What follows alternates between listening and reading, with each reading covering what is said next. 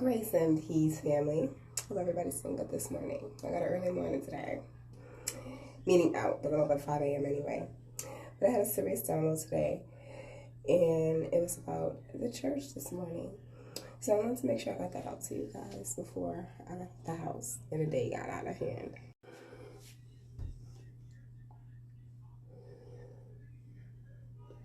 So in my download, the Father was talking to me about how he views the church and why he feels the church has gone astray. And in this download,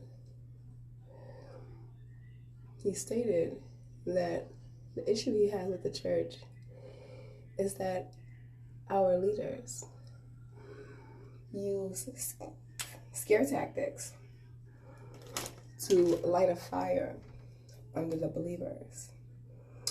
And what they don't realize is that causes a lot of anxiety within believers because they're trying to live according to standards that the Lord has pushed forward, but they're being pushed in a very negative manner. Now, you would think that the end all be all would be okay, right? Because that's how we view things. But the Father doesn't view it that way. Because when we have anxiety in our heart, it's easy for you to be led astray. The Lord does not want us to have a heart of timidity, a heart of anxiety, a life of just uncomfortability overall. He can only do with a heart that is pure in nature and ready to follow him. Now, it makes it very hard to do that when there are rules being put in place as to how they need to live. And when you don't live up to those expectations, you feel like a failure. And the Father gives us grace. This is very important for us to remember that we have grace. Hold on, I need a hair tie. Okay, I'm back. Now, it is that lack of grace that is what the Lord has the biggest issue with when it comes to his churches that have been established, and why he is raising new leaders. We as religious leaders are supposed to teach the people how to find the Lord, how to come to him, and how to revamp how we live so that we live right with him. There's not supposed to be fear tactics. There's not supposed to be a fire lit under someone because it breeds resistance. And with resistance comes the internal fight. The Lord doesn't want that. When you make the conscious decision to move with the Lord and to move with him in your heart and in his grace, that's a lasting decision. But when you're forced to, because you're worried about the repercussions, or because the people you're around make you feel like if you don't think about this properly, or you're shameful, or you're not moving properly, it actually makes you run. It makes it way harder for you to stay consistent when it comes to walking with him and walking in faith and walking in righteousness.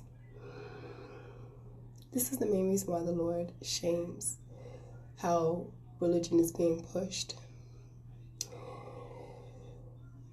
We're here to learn lessons, and until you learn those lessons, it doesn't stick.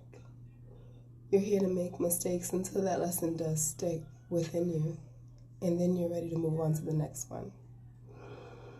The way religious churches are pushing nowadays, it's more like social promotion in schools. So they'll push you through every grade, and then you get to 12th grade and you realize you're left back because you never learned to read, you never learned how to do math properly, they've just been pushing you according to your age.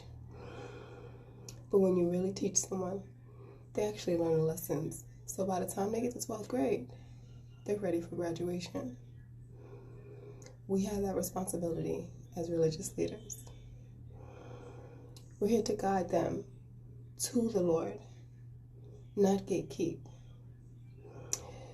to make sure that they understand why this is the path, but for themselves, not because we make it look good, or not because they're worried about their soul and eternal damnation.